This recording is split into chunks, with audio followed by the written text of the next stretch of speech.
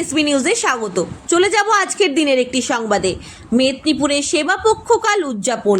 প্রধানমন্ত্রী নরেন্দ্র মোদীর জন্মদিন উপলক্ষে দেশ জুড়ে চলা সেবা পক্ষকাল কর্মসূচির অংশ হিসেবে সোমবার সন্ধ্যায় মেদিনীপুর শহরের 18 নম্বর ওয়ার্ডের মহাতাবপুরে বিশেষ অনুষ্ঠান আয়োজিত হয়। বিজেপির উদ্যোগে শীতলা মন্দির সংলগ্ন আনন্দমার স্কুল প্রাঙ্গণে আয়োজিত হয় এই অনুষ্ঠানে ক্ষুদেদের হাতে খাতা, বই, মিষ্টি তুলে দেওয়া হয়। বড়দের উপহার হিসেবে প্রদান করা হয় পবিত্র ভগবদ্গীতা।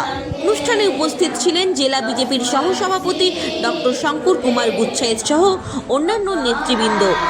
স্কুলের দিদিমণি নিজে হারমোনিয়াম বাজিয়ে শিশুদের সঙ্গে গান পরিবেশন করে অনুষ্ঠানটিকে আরও প্রাণবন্ত করে তোলেন।